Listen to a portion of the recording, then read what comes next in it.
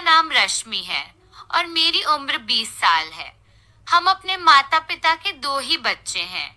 एक मेरी बड़ी दीदी साक्षी और दूसरी मैं थी। हमारी जिंदगी बहुत खुशहाल चल रही थी, लेकिन अचानक से सब कुछ बदल गया। जब मेरे जीजा राहुल का रिश्ता मेरी दीदी के लिए आया तो हमारे घर में एक अलग ही माहौल बन गया था। मेरी दीदी एक लड़के को पसंद कर, वह उनके कॉलेज में पढ़ता था। उन दोनों के बीच बहुत अच्छी दोस्ती थी। मैं जो दीदी के बगल वाले बिस्तर पर ही सोती थी, इसलिए उनकी सभी बातें मुझे अच्छी तरह से पता थी। मेरी दीदी उस लड़के से बहुत प्यार करती थी, उसका नाम राज था। एक दिन दीदी मोबाइल पर राज से बात कर रही थी जब अचानक वह रोने लगी। मैं जो अपने बिस्तर पर लेटी मोबाइल चला रही थी, अचानक दीदी की तरफ ध्यान देने लगी। वह लड़के से गुहार लगा रही थी और कह रही थी, प्लीज राज, मेरी परेशानी समझने की कोशिश करो। आज ही मम्मी पापा ने इस बारे में मुझसे बात की है। अगर तुम रिश्ता लेकर नहीं आए तो मुसीबत हो जाएगी। पापा के दोस्त और मम्मी की दूर की कजिन दोनों ही अपने बड़े बेटों का रिश्ता मेरे लिए लेकर आना चाहती है। अगर घर में रिश्ता आ गया तो पापा किसी भी सूरत में मना नहीं करेंगे। तुम क्यों मेरी परेशानी नहीं समझ रहे? दीदी की आंखों में आंसू थे और मैं भी परेशान होकर उठ गई थी। यह बात तो सच थी कि आज खाने की टेबल पर मम्मी ने इस बारे में बात की थी। पापा भी चाहते थे दीदी की जल्दी से जल्दी शादी हो जाए। मम्मी पापा की बात सुनकर दीदी चुपचाप कमरे में चली आई थी। मुझे दीदी का दुखी चेहरा देखकर बहुत अफसोस हो रहा था। तभी मैंने सोचा था कि मैं अकेले में मम्मी से इस बारे में बात करूंगी और उन्हें इशारों इशारों में ही बता दूंगी कि दीदी किसी और को पसंद करती है। उन पर अपनी पसंद ना थोपे। लेकिन अब दीदी का हाल देखकर मुझे पता चला कि वह बहुत परेशान है। वह राज से बहुत मोहब्बत करती है। उन्होंने राज से बहुत मिन्नत की कि किसी भी तरह रिश्ता लेकर आ, वरना हम दोनों कभी एक नहीं हो पाएंगे। इसके बाद उन्होंने फोन बंद कर दिया। मुझे अपनी दीदी पर बहुत तरस आ रहा था और उनकी अधूरी प्रेम कहानी पर दुख हो रहा था। तभी मैं उनके पास गई और उनका हाथ पकड़ते हुए बोली, दीदी इस तरह परेशान मत हो, ऊपर वाला आपके हक में फैसला करेगा। तभी अचानक मेरी दीदी मेरे गले से लग गई और जोर जोर से रोने लगी। मुझे उनका रोना बहुत बुरा लग रहा था। मैंने उन्हें अपने से अलग करते हुए कहा, दीदी क्यों परेशान हो रही हो? ऊपर वाला सब देख रहा है। अगर आप दोनों का प्यार सच्चा होगा तो आप दोनों मिल जाएंगे। इस तरह परेशान होने की कोई जरूरत नहीं है और मैं मम्मी को मनाने की कोशिश करूंगी। मैंने जितना हो सकता था अपनी बहन को संभालने की कोशिश की, लेकिन वह शायद राज से बहुत प्यार करती थी, इसलिए बिल्कुल भी काबू में नहीं आ रही थी। मैंने गुस्से में दीदी का फोन उठाया और राज का नंबर मिलाकर फोन कान से लगा लिया। दीदी पूरी तरह से अपने होश में नहीं लग रही थी। यकीनन वह राज से बहुत प्यार करती थी और उनकी हालत देखकर मुझे यह अच्छी तरह समझ में आ गया था। फोन कान से लगाते ही मैं शुरू हो गई, आप समझते क्या है खुद को? अगर मेरी बहन आपको पसंद नहीं थी तो फिर उससे प्यार का दावा क्यों किया? जब साथ देने का वक्त आया तो आप पीछे हट रहे हैं। मैं आपको बता रही हूँ राज, ऐसा नहीं चलेगा। मेरी बस एक ही बहन है और मैं उसे इस तरह रोते नहीं देख सकती। आपको रिश्ता लेकर घर आना होगा, वरना मुझसे बुरा कोई नहीं होगा। यह बोलकर मैंने फोन रख दिया। आगे से बात सुनना भी मैंने जरूरी नहीं समझा था और शायद यही मेरी सबसे बड़ी गलती थी। वह रात धीरे धीरे बीती चली गई और मैंने अपनी बहन को अपने सीने से लगा लिया, जैसे एक माँ अपने बच्चे को गले लगाती है। अगली सुबह का सूरज पूरी रोशनी के साथ चमक रहा था। हम दोनों बहनें एक दूसरे से लगकर गहरी नींद में थी जब अचानक मम्मी कमरे में आई और हमें जगाते हुए बोली, पता नहीं बाहर कौन आया है, जल्दी उठ जाओ और करिश्मा और तुम तैयार हो जाओ, वे लोग तुम्हारा ही जिक्र कर रहे हैं।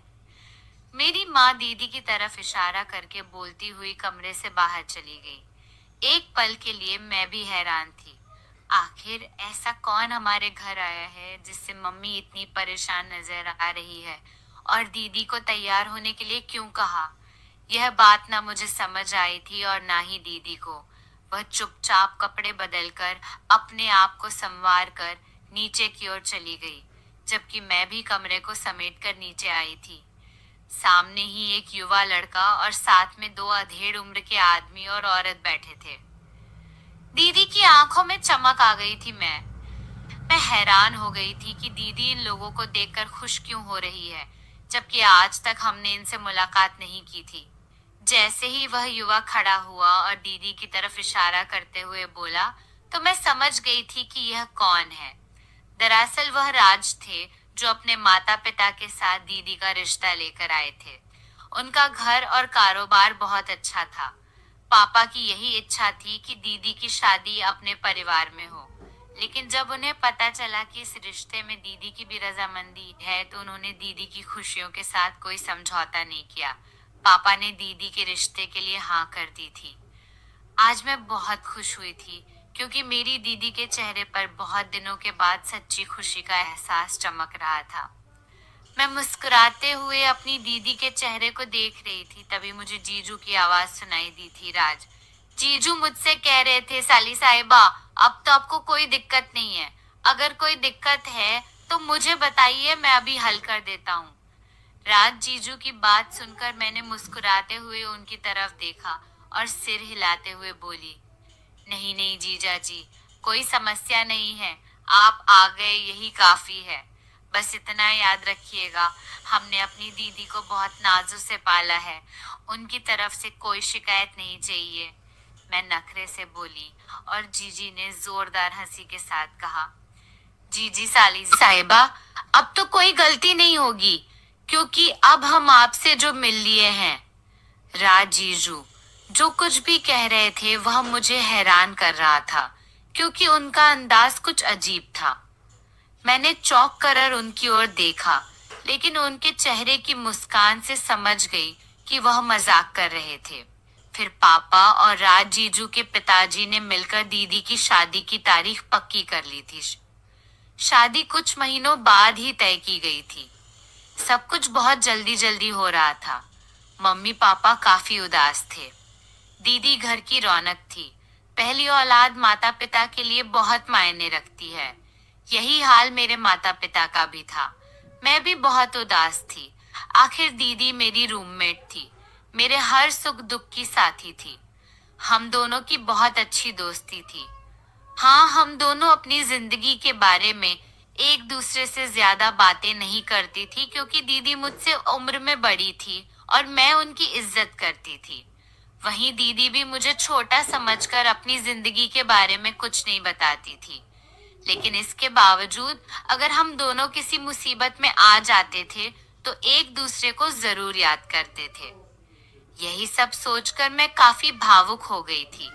अभी मैं लाउंज में ही बैठी हुई थी, जब अचानक हमारे घर के दरवाजे पर घंटी बजी।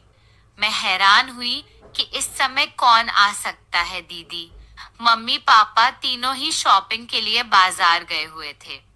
यह सोचकर मैं दरवाजे की तरफ बढ़ी कि हो सकता है कोई रिश्तेदार आ गया हो, लेकिन मुझे पता नहीं था कि आज मेरे साथ क्या होने वाला है।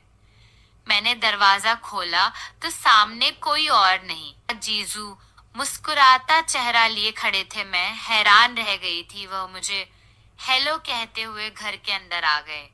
एक पल के लिए मुझे तो थोड़ा अजीब लगा, क्योंकि घर में कोई नहीं था, इसलिए मैं घबरा गई थी मैं कुछ कहती।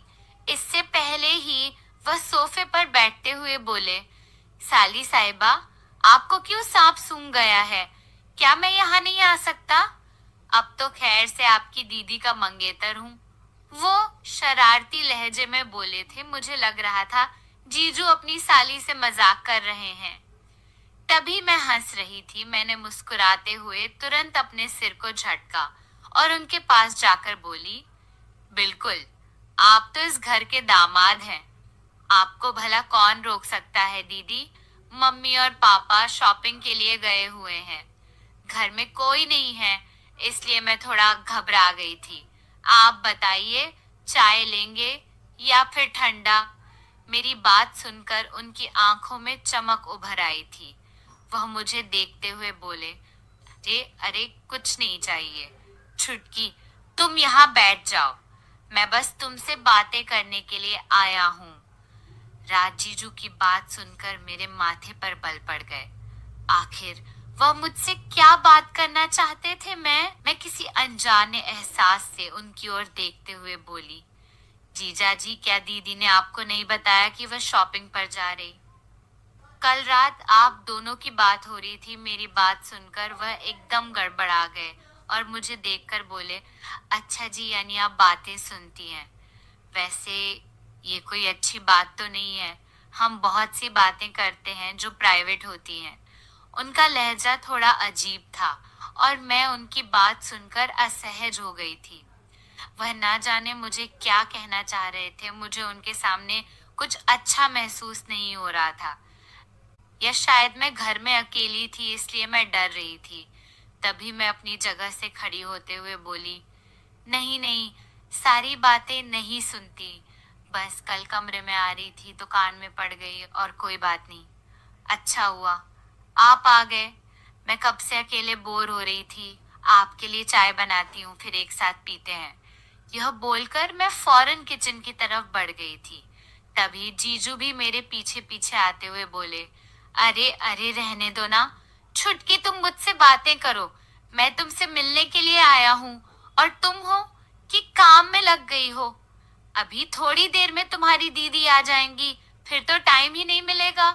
मैं कुछ अजीब सा महसूस कर रही थी। वह कुछ ज्यादा ही फ्रेंडली होने की कोशिश कर रहे थे, जबकि हमारी मुलाकात को ज्यादा वक्त नहीं हुआ था।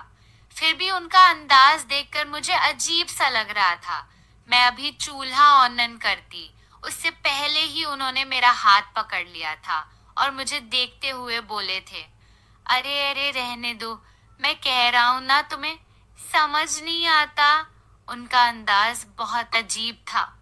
मैं फौरन उनसे 2 कदम दूर हो गई थी। मुझ पर घबराहट छा रही थी। घर में कोई नहीं था इसलिए मैं सहम गई थी। वह मुझे देखते हुए बोले, अरे आओ ना, हम दोनों लाउंज में बैठते हैं। तुम किचन में चली आई हो, मैं मना कर रहा हूँ और तुम हो कि मान ही नहीं रही हो, जबकि मैंने इस बार उनकी तरफ देखा भी नहीं और उनके मना करने पर कोई जवाब भी नहीं दिया। बस चुपचाप लाउंज के सोफे पर दूर बैठ गई। ना जाने क्यों मुझे ऐसा महसूस हो रहा था कि वह यह सब जानबूझकर कर रहे हैं, मगर क्यों ये बात मुझे समझ नहीं आ रही थी। थोड़ी देर बाद वह किचन से बाहर आए। मैं लाउंज में ही बैठी उनका इंतजार कर रही थी। वह मुझे देखते हुए बोले, अरे छुटकी, तुम इतनी दूर क्यों बैठ गई हो? यहाँ आकर बैठो, मुझे तुमसे कुछ बातें करनी है। उन्होंने किचन से 2 कप हम दोनों के लिए चाय बनाई थी। यह देखकर मैं और ज्यादा हैरान हुई थी। वह न जाने क्यों मुझ पर इतनी मेहरबानी कर रहे थे। वह हंस हंस कर मुझसे बात करने की कोशिश कर रहे थे और मैं बहुत ज्यादा उकता चुकी थी। मेरा दिल चाह रहा था कि मम्मी पापा और दीदी घर आ जाएं। कहते हैं ना, जब दिल से दुआ की जाए तो ऊपर वाला उसे जरूर सुनता है। मेरी दुआ भी कबूल हो गई थी। राज जीजू अभी अपनी जगह से खड़े होकर मेरे पास आ ही रहे थे कि इससे पहले ही दरवाजे की घंटी बजी थी। मैंने राहत की सांस ली, लेकिन मैंने साफ तौर पर राज जीजू के चेहरे पर चिंता आते हुए महसूस की थी, मगर उसे अपना वहम समझकर मैं दरवाजे की तरफ बढ़ गई। मेरे सोचे अनुसार दरवाजे पर मम्मी पापा और दीदी ही थे, जो शॉपिंग के बैग्स हाथ में लिए घर में दाखिल हुए थे। लेकिन सामने राज जीजू को खड़ा देखकर तीनों को हैरानी हुई थी। दीदी जीजू की तरफ देखते हुए बोली, अरे आप किसी मीटिंग के सिलसिले में दूसरे शहर से बाहर जा रहे थे, फिर यहाँ कैसे आना हुआ? दीदी की बात सुनकर एक पल के लिए जीजू के चेहरे का रंग बदला था। फिर वह मुस्कुराते हुए बोले, आपके बिना दिल ही नहीं किया। मैं जा रहा था दूसरे शहर, लेकिन आधे रास्ते से ही मुझे बहुत बुरा महसूस हुआ। मैंने जिंदगी में कभी आपको मना नहीं किया, लेकिन आज मना करके मुझे बहुत ज्यादा गलती महसूस हो रही थी, इसलिए मैं घर आ गया। सोचा कि आप घर पर मिल जाएंगी, लेकिन आने के बाद पता चला कि घर पर तो कोई नहीं है सिवाय छुटकी के।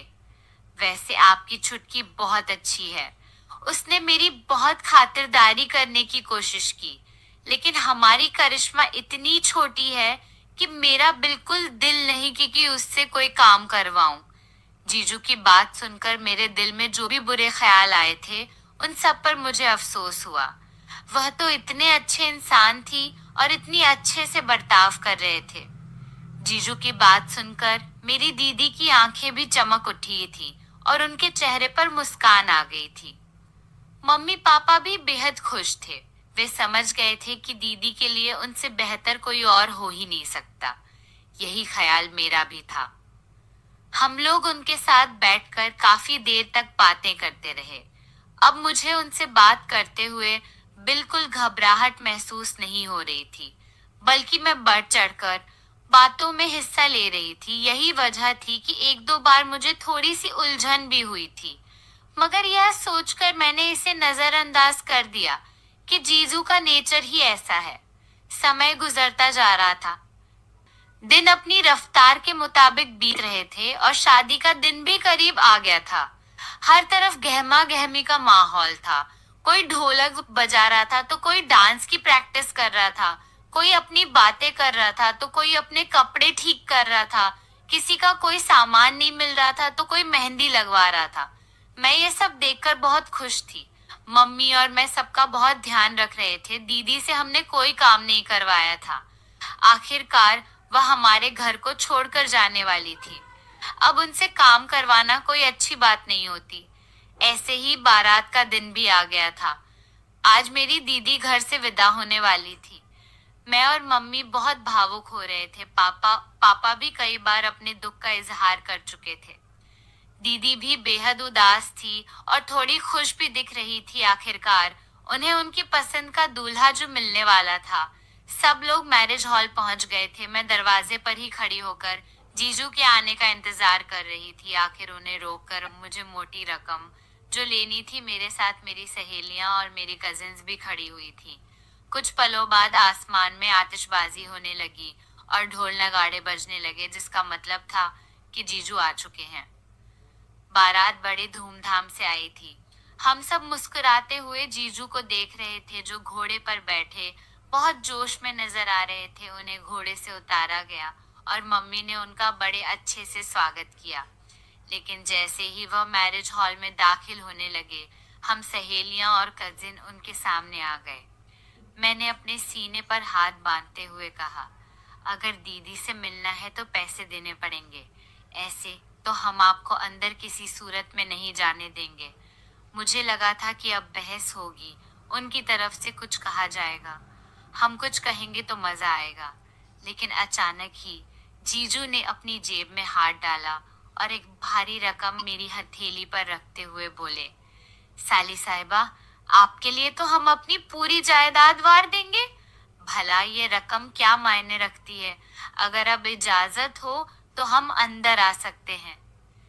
जीजू के इस मजाक पर मेरी सहेली और कजिन सब हंस रही थी और मैं भी मुस्कुराई थी। तभी जीजू मेरे गाल पर छुटकी काटते हुए बोले, चलो आओ, तुम्हारी दीदी से मुलाकात करते हैं। मैं अचानक शर्म से लाल हो गई थी। उनका यह अंदाज मुझे थोड़ा अजीब लगा था। मैं बहुत शांत स्वभाव की लड़की थी। ज्यादा बातें करना मुझे पसंद नहीं था, इसीलिए हम दोनों बहनें थोड़ी अलग थी। दीदी के होने वाले पति के साथ मैं स्टेज तक आई थी, जबकि दीदी मुस्कुराकर हम दोनों को देख रही थी। थोड़ी ही देर में शादी की सभी रस्में अदा कर दी गई थी। मेरी दीदी हमेशा के लिए राज जीजू की हो गई थी और हम बस आंसू बहाते रह गए थे। मेरा दिल बहुत उदास था, क्योंकि मैं अपनी जिंदगी की हर तकलीफ दीदी के पास ही लेकर जाती थी। इसीलिए आज उनका जाना मुझे बहुत ज्यादा तकलीफ दे रहा था। थोड़ी देर बाद ही विदाई का शोर उठ गया और यह सब मुझसे बिल्कुल भी सहन नहीं हो रहा था। मैं चुपचाप एक कोने में जाकर बैठ गई थी। मेरी आंखें नीचे थीं और मेरा दिल बहुत उदास था, जब अचानक मुझे अपने कंधे पर एक मर्दाना हाथ महसूस हुआ। मैंने पलट कर देखा तो जीजू मेरे पीछे खड़े थे। एक पल के लिए मैं सहम गई थी। वह मुझे देखते हुए बोले, अरे साली साहिबा, आप क्यों परेशान हो रही हैं? हम वादा करते हैं कि आपकी दीदी को बहुत खुश रखेंगे और आप भी इसलिए बिल्कुल परेशान ना हो। जीजू ने इतना कहकर एक बार फिर मेरा गाल खींचा था। मेरा दिल बहुत तेजी से धड़क रहा था। यह कैसा एहसास था? मुझे कुछ समझ नहीं आ रहा था। ना जाने क्यों अब मुझे जीजू से घबराहट होने लगी थी। थोड़ी देर बाद ही दीदी हमेशा के लिए हमें छोड़कर अपने घर चली गई थी। मैं, मम्मी और पापा बहुत रोए थे। उनकी जुदाई ने हम सबको उदास कर दिया था। वक्त बीतने लगा था। दीदी की शादी को एक हफ्ते का वक्त हो चुका था। रिसेप्शन की रस्म भी बहुत अच्छे से हो गई थी। आज दीदी और जीजू की दावत थी। सब कुछ बहुत अच्छे से तैयार किया गया था। मैं भी बहुत खुश थी क्योंकि काफी दिनों बाद दीदी से मिलने का मौका मिल रहा था। मैंने लाल रंग का सूट पहना था जो मेरी दूधिया रंगत पर खूब जंच रहा था। ऊपर वाले ने मुझे बहुत खूबसूरत बनाया था। लोग कहते थे कि मेरी आंखें बहुत खूबसूरत हैं और मुझे भी यही लगता था। थोड़ी देर बीतने के बाद दीदी और जीजू घर आ गए थे। खाना काफी नुमा माहौल में खाया गया था। जीजू आज जरूरत से ज्यादा मेरी तारीफ कर रहे थे कि मैं बहुत अच्छी लग रही हूँ। मैंने बहुत अच्छे से बाल बनाए हैं। दीदी भी बहुत खुश नजर आ रही थी। यही वजह थी कि हम सब संतुष्ट हो गए थे। मुझे भी बहुत खुशी महसूस हो रही थी। जीजू का बार बार मेरी तारीफ करना मुझे खुशी से निहाल कर गया था, लेकिन मुझे मालूम नहीं था कि यह तारीफें मेरे गले का फंदा बनने वाली है। वक्त बीतता जा रहा था और दीदी और जीजू की शादी को अब छिमारिये महीने होने वाले थे। जब भी जीजू हमारे घर आते थे तो उनके होठों पर बस एक ही बात होती थी, हमारी छुटकी बहुत अच्छी है। किसी भी घर में जाएगी तो उस घर को जन्नत बना देगी। उसकी आदतें, उसका अंदाज, सब कुछ बहुत खूबसूरत है। और मैं मुस्कुरा देती थी। हमारे बीच बहुत अच्छी दोस्ती हो गई थी। अब जब भी मुझे कोई बात करनी होती तो मैं दीदी के पास जाने के बजाय जीजू के पास जाती थी, क्योंकि जीजू हमारे घर के एक सदस्य बन गए थे।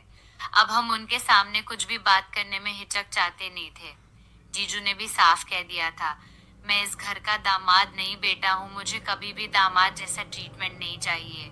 छुटकी के पति को दामाद बना लेना। मैं तो आपका बेटा बनकर ही रहना चाहता हूँ। उनकी यह बातें मुझे बहुत अच्छी लगती थी। वे मेरे मम्मी पापा को बहुत इज्जत देते थे। आज भी वे लोग हमारे घर आए हुए थे और आज मम्मी ने उन्हें घर ही रुकने के लिए कहा था। लाउंज में बैठे सब बातें कर रहे थे जब अचानक जीजू ने मेरा हाथ पकड़ लिया। सबकी नजर एक साथ उन पर चली गई। वे मुस्कुराते हुए बोले, चलो छुटकी, आज मैं तुमसे एक सवाल करता हूँ। देखो, बुरा तो नहीं मानोगी ना? जीजू की बात सुनकर मैंने फौरन नामे सिर हिलाया और कहा, भला इतने अच्छे जीजू की बातों का कौन बुरा मानता है। दीदी भी मुस्कुराकर उन्हें ही देख रही थी। तभी वह मुझे देखते हुए बोले, अच्छा मुझे यह बताओ कि भविष्य में तुम्हारी भी शादी होनी है, तुम्हें भी अगले घर जाना है। तुम अपने पति को कैसा चाहती हो? मतलब वह कैसा हो, उसकी आदतें कैसी हो, सब कुछ बताओ ताकि हमें लड़का ढूंढने में आसानी हो। पापा के सामने मुझे शर्म आ रही थी। मैंने ना में सिर हिलाते हुए कहा, जो मम्मी पापा की पसंद होगी वही मेरी पसंद होगी। मेरी कोई खास डिमांड नहीं है। मेरी यह बात सुनकर अचानक जीजू ने मेरे कंधे पर हाथ रखा और मुस्कुराते हुए बोले, अरे पापा की परी, ये तो मुझे पता है कि तुम अपने माँ बाप की पसंद के बिना कहीं शादी नहीं करोगी, लेकिन तुम्हारा भी कोई आदर्श होगा जिसे तुम अपने लिए चुनना चाहती हो। बताओ ना, कैसा लड़का तुम्हें पसंद है? उनकी यह बात सुनकर ना जाने मुझे अचानक क्या हुआ कि मैंने उनकी ओर देखते हुए कहा, मुझे बिल्कुल आपके जैसे लड़के पसंद है। आपका अंदाज, आपका मेरे मम्मी पापा को इज्जत देना, हमारे साथ बैठकर बातें करना, मेरी दीदी को खुश रखना, मुझे ये सब बहुत पसंद है। मेरी भी यही ख्वाहिश है कि मेरा पति बिल्कुल आप जैसा हो। मेरी बात सुनकर सबके चेहरे पर मुस्कान आ गई थी। सबसे ज्यादा तो जीजा जी खुश नजर आ रहे थे। वक्त बहुत हो चुका था, इसलिए दीदी और जीजू रात हमारे ही घर रुके थे। इसलिए हमने देर रात तक बैठकर गपशप की थी। रात का दूसरा पहर चल रहा था। थक हार कर सब अपने अपने कमरों में जाकर सोने के लिए लेट गए थे। गेस्ट रूम में दीदी और जीजू ठहरे थे। वे दो थे, इसलिए अब हमारे कमरे में नहीं रुक सकते थे। अगर दीदी होती तो वह मेरे साथ ही रुक जाती। मैं गहरी नींद में सो रही थी जब अचानक मुझे अपने अस्तित्व पर किसी की गहरी निगाहें महसूस हुई। किसी तरह इस एहसास के तहत मेरी आंख खुल गई। मैंने इधर उधर देखा लेकिन कमरे में कोई नहीं था। फिर यह निगाहों की तपिश मुझे क्यों महसूस हो रही थी, यह बात मेरी समझ में नहीं आ रही थी। काफी देर तक मैं बैठकर इधर उधर देखती रही ताकि पता चल सके कि आखिर कौन मुझे देख रहा है, लेकिन ऐसा कुछ भी नहीं था। मैंने इसे अपना भ्रम समझकर दोबारा सोने की कोशिश की, मगर थोड़ी देर बाद मुझे अपने शरीर पर किसी का मर्दाना हाथ महसूस हुआ। मुझ पर घबराहट छाने लगी। ठंड होने के बावजूद मेरे माथे पर पसीना आ गया था। मैं एक बार फिर हड़बड़ा कर उठ बैठी, चारों तरफ नजर दौड़ाई, लेकिन इस बार भी कमरे में कोई नहीं था। मैंने इसे अपना वहम समझकर सिर झटक दिया। अगली सुबह सब कुछ सामान्य था। जीजू और दीदी सुबह होते ही अपने घर की तरफ रवाना हो गए। मम्मी पापा ने भी उन्हें नहीं रोका, क्योंकि जीजू का बिजनेस था जिसे संभालना उनकी जिम्मेदारी थी। मगर हमें यह नहीं पता था कि उनका आना हमारे लिए कितना नुकसानदेह हो सकता है। 2 दिन बाद रात के समय अचानक जीजू घबराते हुए हमारे घर आए। मम्मी पापा लाउंज में बैठे आपस में बातें कर रहे थे और मैं भी उनके पास ही थी। मैंने ही जाकर दरवाजा खोला। उन्हें घबराया हुआ देख मैं भी परेशान हो गई। वह मुझे देखते हुए बोले, जल्दी से चलो, नेहा की तबीयत बहुत खराब हो गई है, इमरजेंसी है, वह अस्पताल में है, मैं तुम्हें लेने आया हूँ। यह सुनते ही मैं बेचैन हो गई। मम्मी पापा भी दरवाजे पर आ गए और जीजा जी से पूछने लगे, क्या हुआ, सब ठीक तो है, हम भी साथ चलते हैं। लेकिन जीजा जी के चेहरे पर एक पल के लिए जो छाया गुजरी वह मेरी नजरों से छुपी नहीं रही। उन्होंने मम्मी पापा को देखकर कहा, नहीं नहीं, आपको चलने की जरूरत नहीं है, मैं और करिश्मा सब कुछ संभाल लेंगे, आप लोग बस ऊपर वाले से दुआ करें कि सब ठीक हो जाए। मेरे पापा बेचैन हो रहे थे, लेकिन जीजू ने बार बार यही कहा कि उन्हें आने की जरूरत नहीं है। मैंने भी सोचा कि मम्मी पापा वहां जाकर परेशान होंगे, इसलिए मैं जीजू के साथ दीदी के पास जाने के लिए निकल पड़ी। मगर मुझे ये नहीं पता था कि ये सफर मेरे लिए कितना भयानक साबित होने वाला है। मेरे चेहरे की हवाइयां उड़ी हुई थी।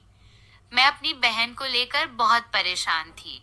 मन ही मन दुआ कर रही थी कि उन्हें कुछ ना हो। वह हमारे घर की सबसे लाडली थी और हम सब उनसे बहुत प्यार करते थे। गाड़ी में एक गहरा सन्नाटा था। रात ज्यादा होने की वजह से सड़कें भी सुनसान थीं।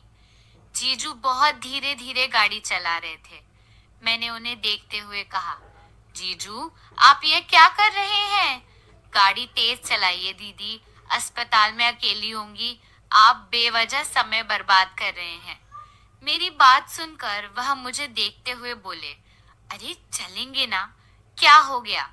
इतनी भी खराब तबीयत नहीं है तुम्हारी दीदी की कि वह मर जाएगी, हम पहुंच जाएंगे। मैं उनकी बातें सुनकर शांत थी। उन्होंने यह कैसा रवैया अपना लिया था? मैं उन्हें देखते हुए बोली, क्या हो गया आपको? आप कैसी बातें कर रहे हैं? और गाड़ी तेज चलाइए, वह मेरी बहन है। मैं अपनी बहन के बारे में कुछ भी बर्दाश्त नहीं करूंगी। मेरी यह बात सुनते ही अचानक जीजू ने गाड़ी को ब्रेक लगा दिया। मैं हैरान और परेशान होकर उनके इस बदले हुए व्यवहार को देख रही थी। वह घर पर एक अलग इंसान थे और अब यहाँ उनका एक अलग ही रूप देखने को मिल रहा था। उन्होंने मुझे देखते हुए कहा, अगर इतनी जल्दी है तो तुम खुद गाड़ी चला लो, मैं ऐसे ही चलाऊंगा। अगर मेरे साथ नहीं जाना चाहती तो अकेले चली जाओ। मुझे कुछ समझ नहीं आ रहा था कि मैं क्या करूं। मैं उन्हें देखते हुए एक बार फिर बोली, आपको क्या हो गया है? आप ऐसा क्यों कर रहे हैं? आपने ही तो कहा था कि दीदी की तबीयत खराब है, तो फिर ये सब तमाशा क्यों? मेरी बात सुनकर अचानक उन्होंने मेरी गर्दन पर हाथ रखा और मुझे अपने करीब खींचते हुए बोले, तुम्हारी दीदी घर पर बिल्कुल ठीक है। मुझे पता है कि तुम्हें यह सब बुरा लगेगा, लेकिन मैं मजबूर हूँ। जब से मैंने तुम्हारी आवाज सुनी है, मैं तुम्हारा दीवाना हो गया हूँ। और जब मैंने तुम्हें देखा तो मुझे अपनी पसंद पर बहुत पछतावा हुआ कि काश मैं अपनी पत्नी की छोटी बहन से शादी कर लेता तो आज मुझे यह कदम नहीं उठाना पड़ता। ये कहते ही वह मेरे होठों पर झुक गए। मेरा सांस सीने में ही अटक गया। मुझे बिल्कुल समझ नहीं आ रहा था कि यह मेरे साथ क्या हो रहा है। मैंने जीजू को खुद से दूर करने की कोशिश करते हुए घबराए हुए लहजे में कहा, आप मुझे क्यों परेशान कर रहे हैं? भगवान के लिए मुझ पर रहम खाइए, मैं आपकी छोटी बहन जैसी हूँ। मेरी यह बात सुनकर अचानक उन्होंने मुझे पीछे की तरफ खींचकर गाड़ी की पिछली सीट पर लिटा दिया और बोले, तुम बहन नहीं मेरी साली हो, और वैसे भी साली आधी घर वाली होती है। अगर तुम मुझे थोड़ा सुकून दे दोगी तो तुम्हारा कुछ नहीं जाएगा, और अगर तुम मेरे साथ सहयोग करोगी तो तुम्हारे लिए ही अच्छा होगा, वरना मुझसे बड़ा जानवर कोई नहीं है। यह कहते हुए उनके हाथ बेहयाई से मेरी कमर पर रंगने लगे। जैसे ही उन्होंने मेरे कंधे से मेरी शर्ट हटाई, मेरी जान हलक में आ गई। मुझे अपनी इज्जत बिल्कुल भी सुरक्षित नहीं लग रही थी। मैंने उनके सामने हाथ जोड़ते हुए कहा, भगवान के लिए मेरे साथ ऐसा जुल्म मत करें। मैं आपकी पत्नी की बहन हूँ, कुछ तो मेरी इज्जत का ख्याल करो। लेकिन उन्होंने मेरी बात अनसुनी कर दी। वह मुझे मेरे ही घर से उठाकर ले गए और मेरी इज्जत तार तार कर दी। मैं रोती रही, चिल्लाती रही। मुझ में इतनी ताकत भी नहीं बची थी कि मैं उठकर अपनी हालत सुधार सकूं। मुझे अच्छी तरह से एहसास हो रहा था कि वह गाड़ी से बाहर खड़े होकर सिगरेट पी रहे थे। थोड़ी देर बाद वह वापस गाड़ी में आए और मुझे देखकर बोले, अगर तुमने अपना मुंह खोलने की कोशिश भी की तो याद रखना, मैं तुम्हारा कत्ल कर दूंगा। बल्कि नहीं, मैं तुम्हारे साथ कुछ नहीं करूंगा, तुम्हारी बहन को पागल बना दूंगा, उसे घर से निकाल दूंगा और तलाक देकर हमेशा के लिए उससे नाता तोड़ दूंगा। इसलिए चुपचाप बर्दाश्त करो। लेकिन मेरा दिमाग 7वें आसमान पर पहुंच गया था। मैं सब कुछ बर्दाश्त कर सकती थी, लेकिन जो आज मेरे साथ हुआ वह मैं किसी कीमत पर बर्दाश्त नहीं कर सकती थी। मैंने चुप्पी साध रखी थी और बस सिर झुकाए बैठी रही। जब उन्होंने मुझे घर के दरवाजे पर छोड़ा और खुद अपने घर चले गए, तब मैंने बिना सोचे समझे सारी बात अपने माता पिता के सामने खोल दी। मेरे पापा मुझे हैरान नजरों से देख रहे थे, लेकिन मेरी हालत खुद ही बता रही थी कि मैं झूठ नहीं बोल रही। उसी वक्त मेरी माँ ने दीदी को फोन करके सारी स्थिति बता दी। मुझे लगा था कि दीदी हमसे रिश्ता तोड़ देगी, क्योंकि मुझे उनका पागलपन याद था, मगर ऐसा कुछ नहीं हुआ। अगली सुबह ही दीदी घर वापस आ गई और रोते हुए पापा के सामने साफ साफ कह दिया, मैं हर चीज बर्दाश्त कर सकती हूँ, लेकिन जो हरकत राज ने की है उसे अब किसी कीमत पर माफ नहीं किया जाएगा। तुरंत तलाक के पेपर्स तैयार किए जाए और फिर हम पुलिस में रेप केस की एफआईआर दर्ज कराएंगे। मैं अपनी बहन को देख रही थी, मुझे उसकी बातों पर बिल्कुल यकीन नहीं हो रहा था। मैं हैरान थी कि वह मेरे लिए अपनी मोहब्बत छोड़ रही है, लेकिन ऐसा नहीं था। मेरी दीदी ने हमें बताया कि आज से पहले भी कई बार राज ने बातों बातों में मेरे लिए अपनी पसंद जाहिर की थी, लेकिन दीदी हमेशा इसे मजाक में ले जाती थी। अब उनकी असलियत हमारे सामने आ चुकी थी। दीदी के वक्त पर ले गए फैसले ने हमें बहुत से नुकसान से बचा लिया था।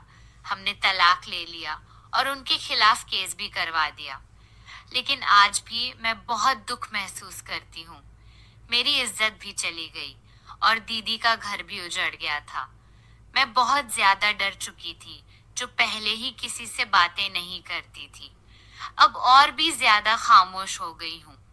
मेरे पापा, मम्मी और दीदी मुझे बहुत समझाने की कोशिश करते हैं, लेकिन मैं कुछ भी नहीं कहती हूँ।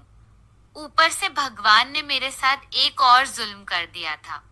मैं प्रेग्नेंट थी और ये बात मेरे घर वालों को भी पता थी। मुझे नहीं समझ आ रहा था कि मुझे क्या करना चाहिए। जिंदगी ने मुझे इतना सिखा दिया था, किसी पर भी जीवन में आंखें बंद करके भरोसा नहीं करना चाहिए और रिश्तों में अपनी सीमाएं बनाकर रखना चाहिए, चाहे रिश्ता कोई भी हो। और बेशक साली और बहनोई का रिश्ता आग जैसा होता है, उससे दूरी बनाए रखना ही बेहतर होता है। दोस्तों, वीडियो कैसा लगा कमेंट करके जरूर बताएं। वीडियो को लाइक और चैनल को सब्सक्राइब जरूर करें।